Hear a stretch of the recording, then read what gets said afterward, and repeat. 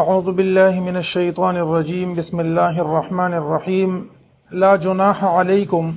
نشته د ګنا پتاسو باندې ان طلقتم النساء کچری تاسو طلاق ورکې د خزو ته ما لم تمسوهن سو پوری چې تاسو نوی مسا کړي دی لرا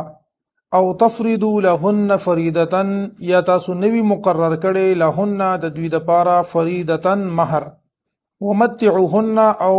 خرچه ورکی دیتا یا فائدہ ورکی دیتا علی الموسعی په صاحب د وسعت باندې قدره د حیثیت مطابق وعلى المقتر او پتنګ دسته باندې قدره د حیثیت مطابق متاعا خرچه ورکول دی یا فائدہ ورکول دی یا سامان ورکول دی بالمعروف په خطرې کې سره د دستور مطابق یا د دستور او د شریعت مطابق حقا دا لازم دی علی المحسنین پنیکی کوونکو باندې لا جناح علیکم ان طلقتم النساء په دې آیت باندې د خاندانی مسائل یو بل حکم دا بیانېږي او غدا یو سړی دی او هغه د یو زنانه سره نکاح وکړه رخصتی لانه د شوی واده لانه دی کړي او د طلاق صورت چې نه دا پکې راغلو نو دې کې د اغي د مہر خبره کیږي چې مہر به ورته ورکول کیږي کنه به ورکول کیږي یو سړی دی هغه د یو خزي سره نکاح وکړه صدا سه مسائل راغلل چې د نکاح برقرار نشو ساتل او د خزي پر خودا نو دوه خبرې دي یا به ولا مہر مقرر کړی وي یا به ولا مہر مقرر کړی نه وي که مہر یې ولا نوی مقرر کړي نو بس علما لیکي چې دوه درې جوړې جامې به ولوالي او سفیده به ولور کی بس خبره ختم شو دا هغه د دلجوړې لپاره یعنی نکاح وشو او د نکاح نه پس هغه نکاح ماته شو خو مہر نه مقرر شوی نو بیا به اغه لسنه ومتعوهن یعنی سنه خرچه یا فائدہ ولا ورکی دا اغه د زړه ساتلو د پاره او کچرته مہر مقرر کړو نو مہر بوله بیا نیم مہر ورکی ځکه اول دا ذکر دی ک تاسو د اغه د پاره مہر نیم مقرر کړي نو ومتعوهن اغه له فائدہ ورکی خو که مہر ولا مقرر کړي وي فنصف ما فرضتم نو نیم د اغه نه بیا تاسو مہر ورکوي کچره تاسو طلاق ورکې بیبيانو ته او تاسو اغه سره لاس نوی لګولې او تاسو د هغې لپاره مہر مقرر کړی وي نو نیم مہر بوله ورکوي یعنی 1 لک روپے مہر کې لیکلي دي او اوس چې دینو د رخصتین مخکې طلاق وشو نو 500 روپے مہر ورکول لازم دي که هغه سړی هغه خزه پریک دي چې زه خیر دی بس مال 500 روپے مرا کوا زناخلم یا 30,000 راکا یا 10 راکا کمی کی د هغه خوخه ده کدا سه سړی ورته د خپل طرف نه ډيري ورکی نو څه خبره نشته دي خو نیم چې دینه په انسان باندې لازم دي دا دوه مسلې چې دغه ذکر شو یو دا چې کله یو انسان طلاق ورکی خو هغه کې نکاح شي وي صرف او د کور والا سره د دی یو ځوالي مباشرت نه وي شوی لیکي یو بل مسله میات ساتي هغه دا چې دا طلاق نکاح شي وي رخصتی نه وي شوی یعنی دا خزه او خاون دا واده نه وي شوی یا واده شوی وي خود د دې دواړه د یو بل سره یو ځای شوی نه وي او یا خلوت صحیحه نشوي خلوت صحیحه د ته ویل کیږي خلوت ویل کیږي ځان لوالي ته او صحیحه هغه ته ویل کیږي چې هغه د دې خزي او د خاوند لپاره د جداوالي هغه وخت دا بالکل صحیح وي صحیح مطلب دا دی چې یو خزه او خاوند دي د اغي واده وشو واده چې څنګه وشو ډوله روړله نو دا سړی نشته رز دو درې د خزي په کور کې تیر کړنو واده خو شوی دی خو بیا ورته طلاق ورکنو دام دغه کې راځي مالم تمسوهن یو سړی دی هغه د خزه سره داغي د عمل د زوجیت او کو نو دا بیا مالم تمسوهن کې ناراضي خود دین علاوه یو بل صورت دی هغه په تمسوهن کې راضي چې یو سړی یو خزه ډوله روړل شو خزه په کور کې دا سړی د دې سره دومره ټایم اسه په کمره کې کېناستو چې بل سمانع نه یعنی دومره ټایم چې په هغه کې د خزه او د خاون حقوق قائمې دي شي او سمانع نه یعنی درمګړې نو پلار او مور او خواخې بل څوک ور سره په کمره کې نو د کمرې د دروازې ور بند کړو بل سمانع هم نو شرین مانع حیض نفاس وغیرہ بل سمانع هم نو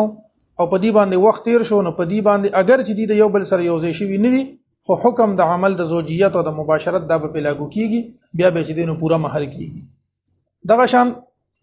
کچرته یو سړی خزل طلاق ورک د نکاح نه پس رخصتین مخکې د رخصتې سره مباشرت او عمل د خلوت صحیحه دا دواړه الفاظ تاسو یاد ساتئ خلوت صحیحه باندې ما تاسو پوهه کړئ نو کچره طلاق ولا ورکو او خلوت صحیحه یا مباشرت وونه بیا ورته پورا مہر ورکي او کنه دا خزه بالکل ټچ کړي نه دا د حیا الفاظ الله تبارک وتعالى استعمال کړي دي ما لم تمسوهن یا تمسوهن. تمسوهن خپل ویل کیږي یو سیس سره لاس لګول، یو سیس مسکول، دا اشاره ده او کنایه ده د عمل د زوجیت نه. الله تبارک وتعالى په بهترین الفاظ سره دا استعمال کړي. دا شان کې یو سړی دی او هغه د هغه خاوند مړ شي، نکاح یې کړی وي او د نکاح نه پس لا رخصتی نه وي شوی او دا خاوند مړ شي، نو که خاوند مړ شو نو مہر به ورته پوره ملاويږي، دا به عدت هم تیری. اگر چې په دې وخت کې دا د خاوند سره یو ځای شوی نه ده، صرف نکاح یې تړلې ده، خو د نکاح د تړلو نه پس به د خزه عدت بم پوره تیری، 4 میاشتې او 10 ورځې به عدت تیری، او د هغې نه علاوه دې ته به مہر هم پوره ملاويږي، او د دغه سړي چې کم میراث دی میراث به ورته پوره ملاويږي، 3 واړه سيزونه ورته دا ملاويږي. او کچرته یو زنانه ده او هغه ته خاوند ورته طلاق ورکو، نو د طلاق په صورت کې که هغه مسکړی وي یا خلوت صحیحه شوی وي، نو بیا په دې باندې ټول شرعي احکامات لاګو کیږي، یعنی د دې د عدت بم تیری. او دې سره اگر کدی د خزه سره ملو شوی نه دی، خو دې سره به حرمت د مصاهرت هم راځي. حرمت د مصاهرت دې ته ویل کیږي چې یو سړی د چا سره واده وکړي نو د هغه قریبي رشتہ دار هغه په دوه قسمه حرمت راشي په هغه پر رشته سره. یعنی یو سړی د یو جینې سره واده وکړي نو دغه جینې مور او دغه جینې مور د دې سړی مور ګرځي دا په دې سړی باندې حرام شو د ټول عمر د پاره په حرمت تابعیدی سره. دغه جینې خويندې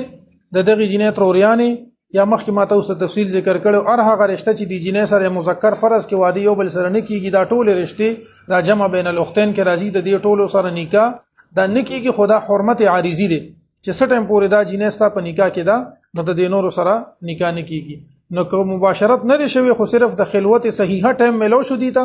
یعنی یو شپه یو ځای تیر کړه، اگر چې دی یو بل سره نه دی ملو شوی شرعي معنی پکې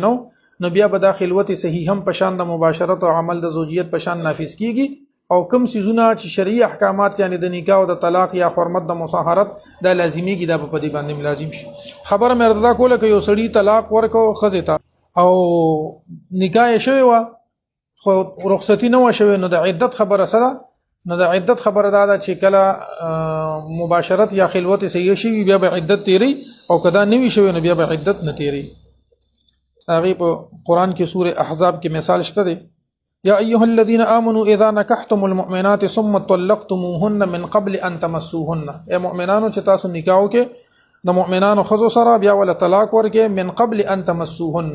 مخکې د دینه چې تاسو هغه سره لاس لګوي، فما لكم عليهن من عده تعتدونها، نو پتا سو باندې د هغه عدت کم چې تاسو شماره د عدت په هغه باندې نشته. د دې دوه آیتونو خلاصه دا شو چې چرته یو سړی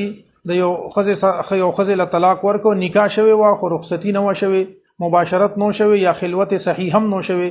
نو مہر بیا مقرر وی یا بنی مقرر. که مہر نی مقرر نو سو جوړه جامع د هغه د دلجوی د پاره بواخلی، او کچرته مہر مقرر وی نو بیا بورل نیم مہر دا ورته ورکی. لا جناح علیکم، نشته د سګونا پتا سو باندې ان طلقتم النساء، کچرتا سو طلاق ورکې دی بیانو ته ما تر هغه پوری لم تمسوهن چې نوی مسکړه تاسو دیلرا، او تفریدو لهن یا نموی مقرر کړي لهن د دوی د پاره فریدتن مہر، ومتعوهن نو فائدہ ورکې دی خزوتا یا خرچه ورکې دی خزوتا یا سامان ورکې دی خزوتا.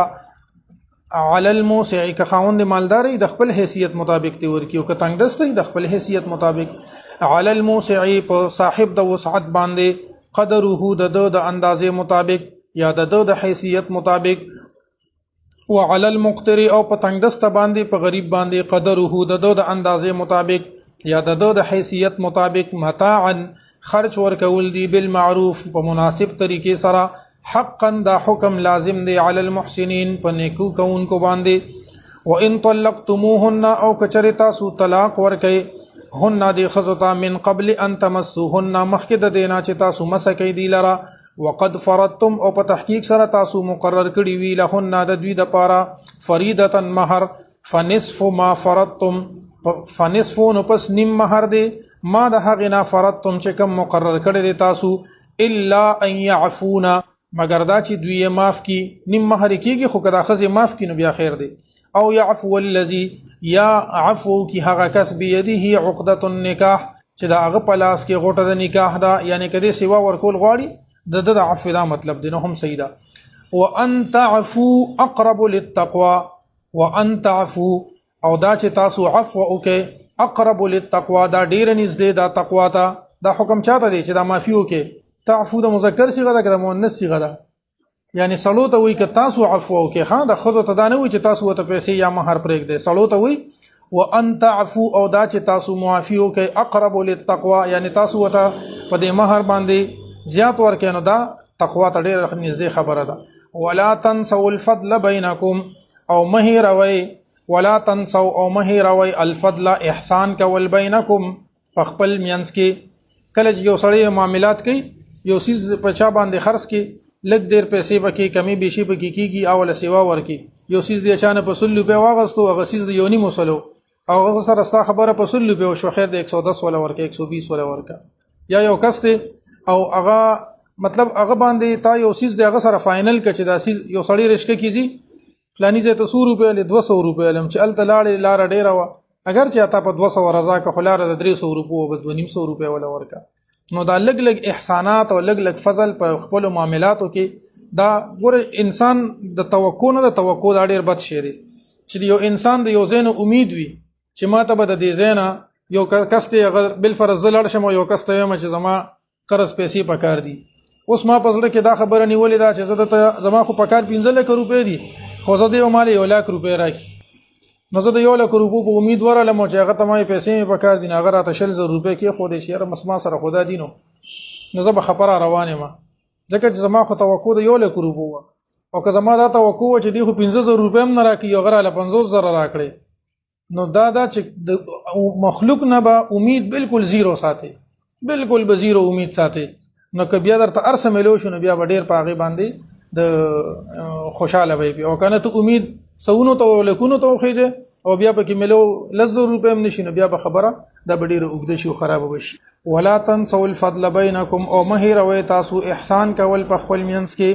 ان الله بما تعملون بصیر بېشکه الله تبارک وتعالی په هغه څه چې تاسو یې کوئ بصیر لیدونکی دی. وصلی الله تعالی علی خیر خلقه محمد و آله وسلم.